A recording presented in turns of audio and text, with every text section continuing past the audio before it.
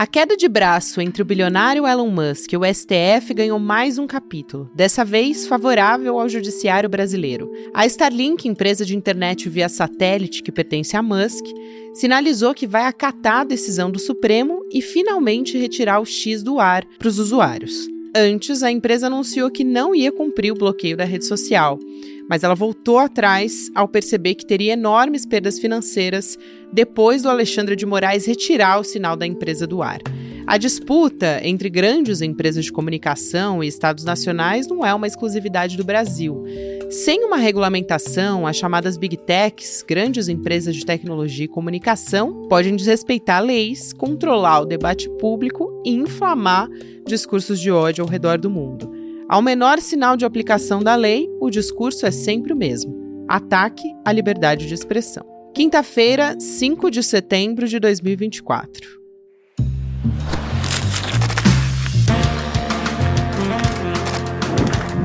Olá, seja muito bem-vindo, seja muito bem-vinda. Eu sou a Gabriela Varela,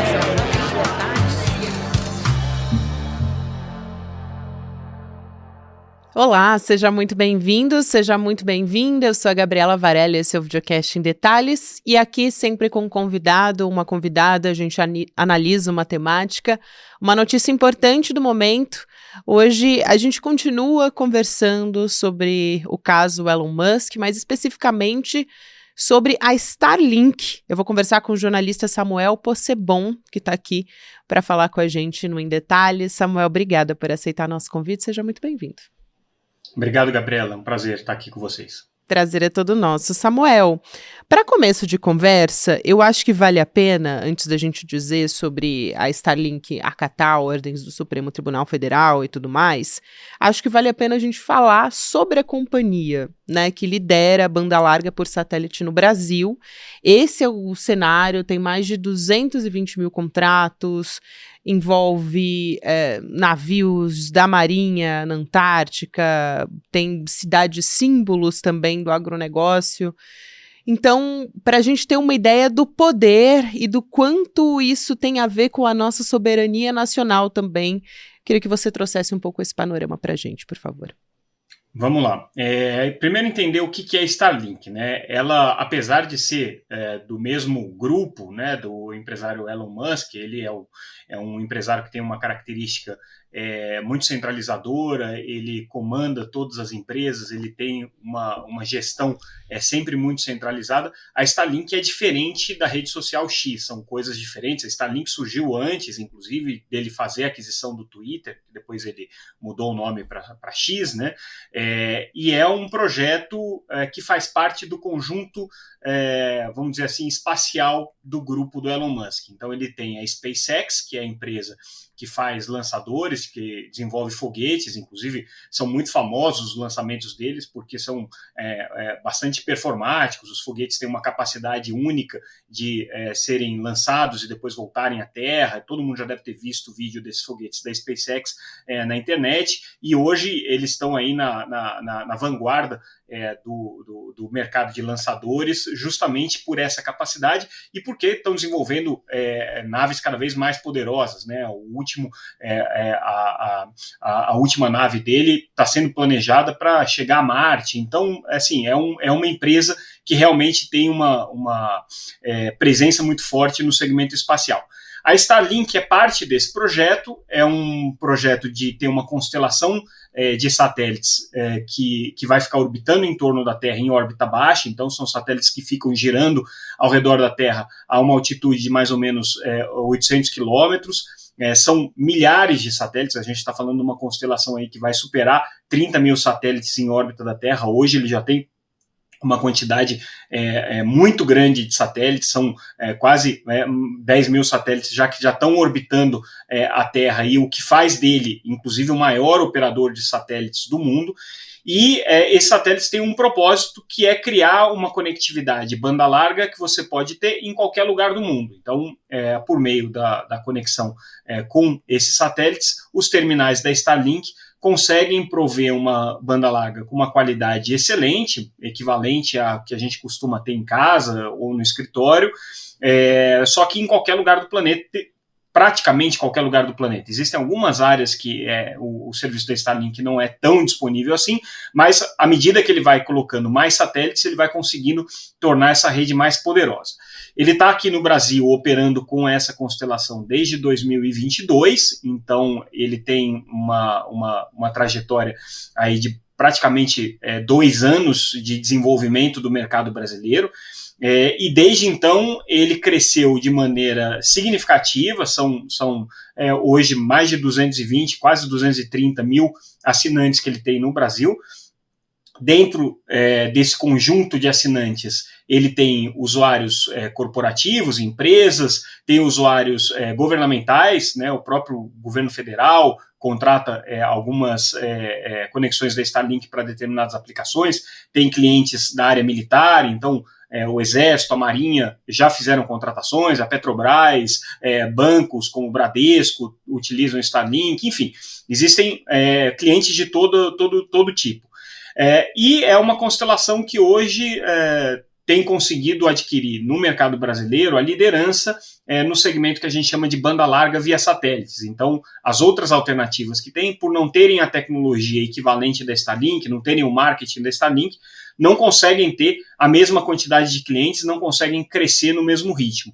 Ele tem sido muito demandado, principalmente em regiões em que a cobertura de banda larga não é suficiente, então regiões amazônicas, regiões rurais, para atividades no meio do mar, por exemplo, né, com navios, cooperações de navios, lanchas, esse tipo de coisa, mas também é uma alternativa que acaba sendo utilizada em centros urbanos, né? Muita gente acaba colocando Starlink, né, por uma série de razões, acaba optando por esse caminho. Então, assim, é uma empresa relevante dentro do mercado de conectividade, dentro do mercado de banda larga, que está crescendo muito no Brasil e tem uma posição bastante significativa também como provedora de serviços para o governo.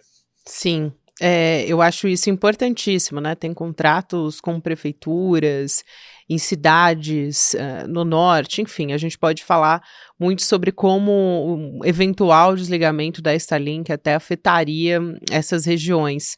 Mas eu queria trazer um outro ponto aqui. Você escreveu, Samuel, uma coluna, né, na verdade uma reportagem no Teletime, dizendo o X é palanque ideológico de Elon Musk, com a Starlink o jogo é outro. Eu queria entender um pouco como o jogo é outro, até porque nessa batalha, vamos dizer assim, com o Supremo Tribunal Federal, e aqui eu sempre procuro não individualizar com Alexandre de Moraes, porque justamente a intenção é essa, né, do Elon Musk, mas contra a Starlink não é simples, até porque a Starlink você descreveu aí muito bem, mas a companhia, ela tem 42% ali, né, um pouco mais de 40% do mercado, então o que isso significa na prática? Como é que vai ser? Como é que está sendo esse desafio, essa batalha, vamos dizer, nesses termos? Vamos tentar entender por que eu gosto de fazer essas duas distinções, né? Uma coisa é o palanque ideológico que o Elon Musk tem, e isso não é segredo para ninguém, né? Ele sempre foi que o pessoal chama de libertário, né? Tem essa postura ideológica de um mínimo Estado, deixar o cidadão atuar livremente, sem as amarras que são colocadas aí normalmente pelos governos. E quando ele comprou o Twitter, né, há alguns anos atrás, ele justamente veio com essa mensagem, falou assim, olha, eu quero ter aqui uma plataforma em que as pessoas possam se expressar livremente, sem nenhum tipo de restrição. Vinha muito naquele contexto da pandemia, em que havia, né, um justo policiamento com relação à questão do que estava sendo dito, a desinformação que estava, inclusive, criando uma situação de agravamento da pandemia em alguns grupos de risco, em determinadas faixas da população. Então, como havia esse movimento muito forte de, olha, vamos evitar a desinformação, vamos evitar a fake news, vamos controlar o que está acontecendo no ambiente da internet, justamente para não desandar, né, a construção das mensagens científicas que precisavam ser passadas. A gente tinha já episódios, inclusive, de manipulações políticas, de processos eleitorais e tudo mais. Então, o Elon Musk surgiu como um agente aí desse pensamento ideológico, dizendo assim, não, precisamos dar à população uma plataforma em que ela possa livremente se expressar e que as ideias possam circular sem nenhum tipo de restrição. Então foi ali que ele adquiriu o Twitter, veio com essa mensagem, ele imediatamente começou a sofrer sanções e repreendas do mercado publicitário, de algumas organizações da sociedade, né, e isso fez com que o Twitter perdesse valor de mercado, perdesse anunciantes, perdesse receita, tanto que o valor hoje de mercado do Twitter estima-se, né, porque não está mais aberto em bolsa, mas estima-se que seja 1/10 do que era quando ele comprou a plataforma, que foi inclusive um ato hostil. A gente tem que lembrar que os acionistas do Twitter não queriam vender, né? Ele forçou o preço, aumentou e fez com que o conselho não tivesse outra opção a não ser vender o Twitter para ele. Então, ali foi um movimento claramente ideológico. Quando a gente fala de Starlink, da SpaceX, é um projeto que passa por um projeto de hegemonia tecnológica do governo dos Estados Unidos. Tá? A gente sabe que, historicamente, os Estados Unidos sempre foram muito fortes na indústria espacial. Durante todo o período da Guerra Fria, a corrida espacial com a Rússia era um fato concreto. Eles assumiram a liderança. A tecnologia espacial que os norte-americanos têm hoje sem concorrência em qualquer país do mundo, mas eles se sentem cada vez mais ameaçados pelo surgimento de outras potências, de outros polos de poder político. China, especialmente, você tem a Índia também crescendo muito na área espacial, a Rússia, que já tem uma tecnologia espacial bastante consolidada. Então, o governo norte-americano sempre viu nesse segmento espacial a necessidade de manter a sua posição hegemônica, o seu poder tecnológico e a sua liderança no processo de inovação. A gente tem que lembrar que durante um tempo os Estados Unidos não tinham sequer mais capacidade para mandar astronautas para o espaço. Eles tinham que recorrer a uma nave russa para fazer isso, que era a Soyuz. Desde do fim do programa dos ônibus espaciais norte-americanos, eles ficaram um pouco atrasados nessa frente. Então, num determinado momento, ali por volta de 2012, 2010, 2012, a Starlink começou a desenvolver, a SpaceX, perdão, começou a desenvolver um novo programa de lançadores para os Estados Unidos, com capacidade de serem reutilizados, o que permitia reduzir custos, e isso contou com um forte financiamento das agências oficiais norte-americanas, tanto civis quanto militares, com apoio do governo norte-americano. A Starlink foi uma decorrência desse projeto, porque já que ele já tinha o foguete para lançar, ele desenvolveu uma tecnologia de satélites para criar essa constelação em órbita baixa, que tinha o benefício desses foguetes com um custo menor, e a Starlink acabou se tornando uma empresa com uma liderança tecnológica que nenhuma outra empresa no mundo conseguia alcançar naquele momento para desenvolver essa constelação de banda larga via satélite. O governo norte-americano, obviamente, apoiou isso, e não é segredo para ninguém que existem investimentos do governo norte-americano na Starlink, na SpaceX. Isso já foi reportado por várias matérias de imprensa, nunca negadas. A gente sabe que existe um projeto estratégico do governo norte-americano de fazer com que essa tecnologia esteja presente na maior quantidade de países possíveis. Faz parte do jogo tecnológico que os Estados Unidos praticam desde sempre, desde o fim da Guerra Fria. Eles têm essa postura desde a época da Guerra Fria, depois com o fim da Guerra Fria isso se intensificou, e a Starlink é parte desse jogo. No momento em que o conflito entre o Supremo Tribunal Federal Brasileiro e a rede social X transbordou para a Starlink, a gente começou a ver o cruzamento de duas questões muito diferentes. De um lado, você tinha a questão ideológica do Elon Musk, do palanque da rede social e tudo mais, que não é um projeto de Estado norte-americano, né, porque a gente tem, inclusive, o Elon Musk apoiando o Donald Trump, que é hoje oposição ao presidente Biden. Então não dá para a gente dizer que o fortalecimento da rede social X faz parte de uma política de Estado norte-americano. Mas no momento em que houve o bloqueio das contas da Starlink, né, e depois a determinação do Supremo Tribunal Federal para que todos os provedores de banda larga que atuam no Brasil, incluindo a Starlink, bloqueassem o acesso ao X, e a Starlink optou por não fazer esse bloqueio, você misturou os dois mundos. Não dá para dizer o que aconteceu ali, tá? Eu não sei se o governo norte-americano ligou para o Elon Musk e falou assim, olha, não vamos mais bancar essa sua briga na Starlink, deixa a Starlink fazer o desenvolvimento de negócios dela. A gente não sabe se houve algum tipo de repreenda ou se houve só um arrependimento estratégico do Elon Musk, mas o fato é que ao misturar Starlink com X, ele acabou criando um problema para um projeto que é muito maior, que é um projeto de Estado norte-americano. Essa é a nossa hipótese, né, e tem os fatos aí que corroboram essa hipótese que a gente vem trabalhando. E entra um pouco também nos meandros jurídicos ali, se discute muito, né, entrou-se numa discussão de quanto era correto o Supremo Tribunal Federal, na figura do Alexandre de Moraes, pedir o bloqueio das contas da Starlink para pagar essas multas do X, né? E logo depois a gente teve esse recuo, então a Starlink dizendo que sim, que bloquearia o X, e isso está em processo, enquanto a gente está conversando durante a gravação desse programa, a Anatel está fazendo cumprir também toda essa demanda, né, essa definição do Supremo Tribunal Federal. Fato é que isso também acabou entrando num meandro jurídico importante, né?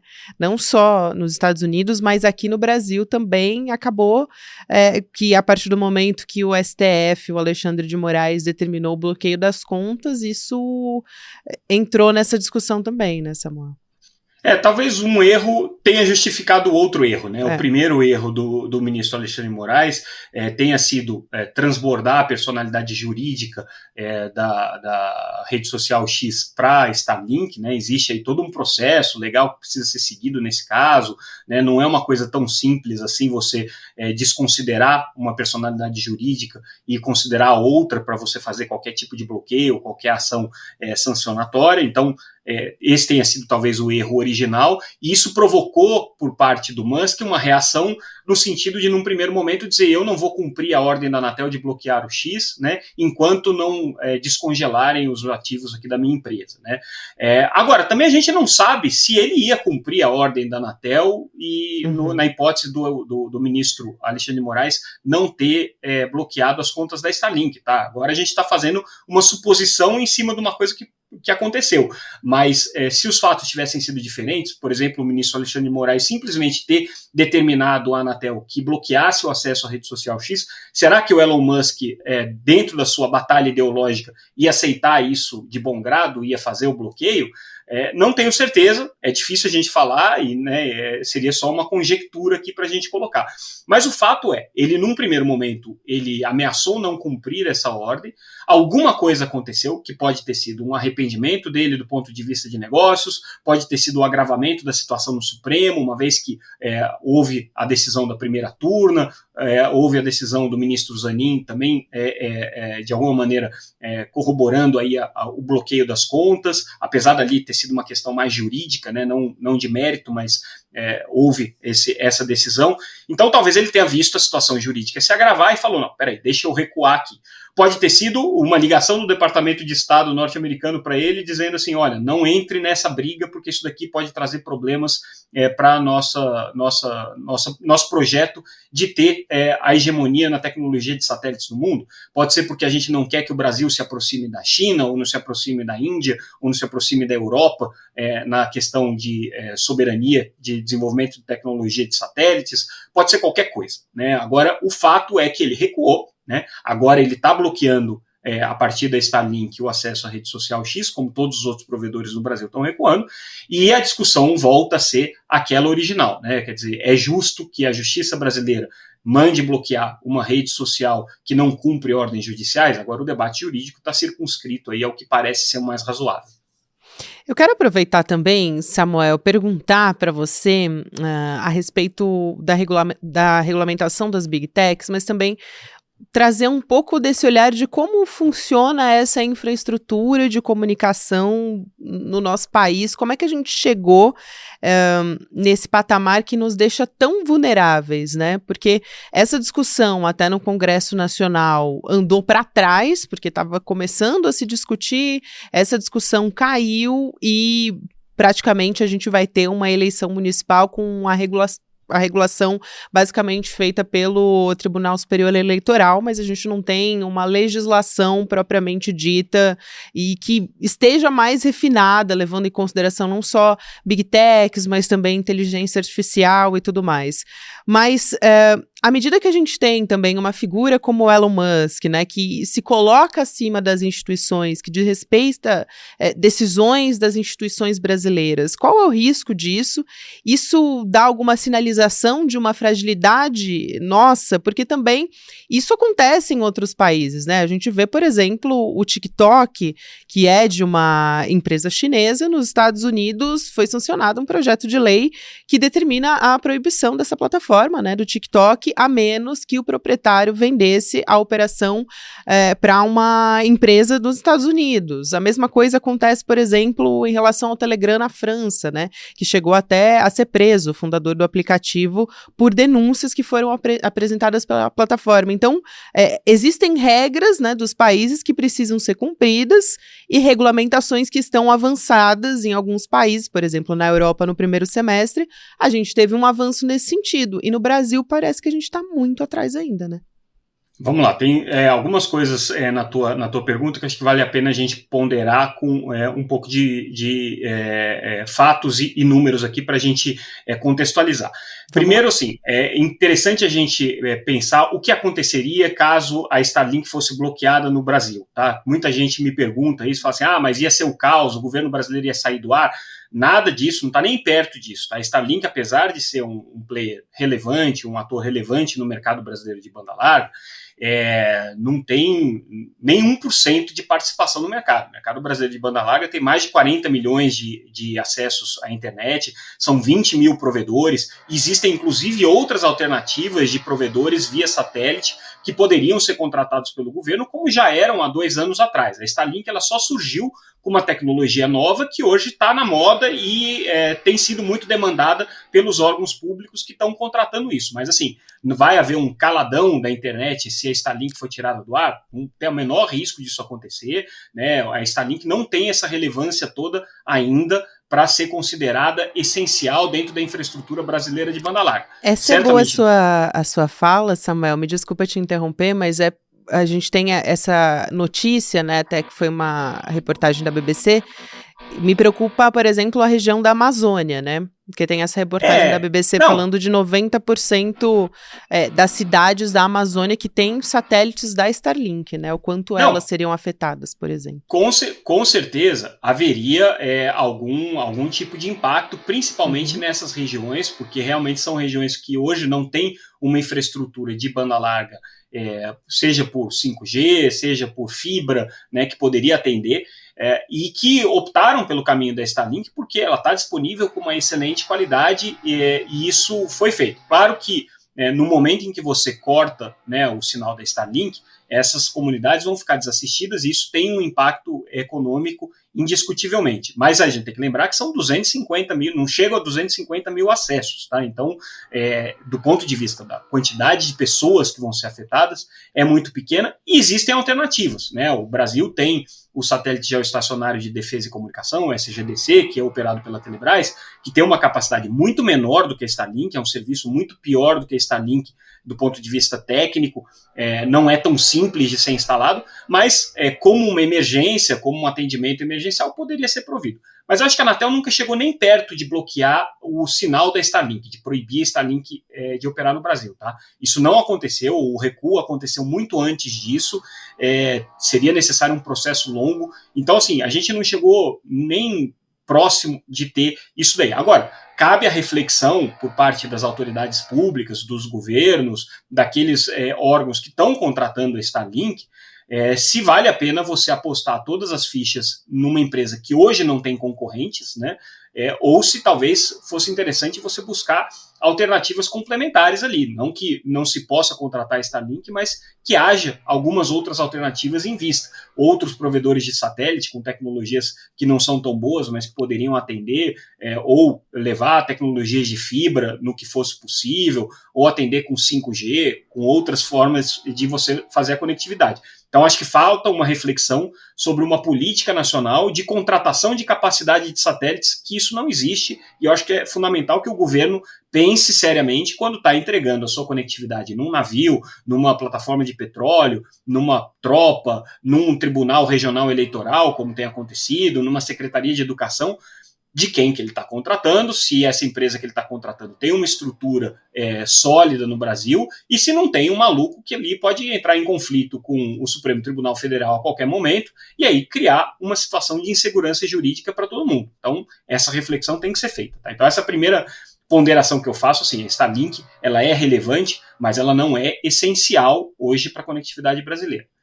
Aí, indo para a sua questão com relação ao debate sobre regulação das redes sociais, regulação do ambiente da internet, você tocou num ponto fundamental. Esse debate está interditado no Brasil, ele não evoluiu como tem evoluído em outros países, como evoluiu na Europa, como tem evoluído no resto do mundo, no sentido de dar aos países algum tipo de controle sobre o que está acontecendo a partir desse ambiente digital.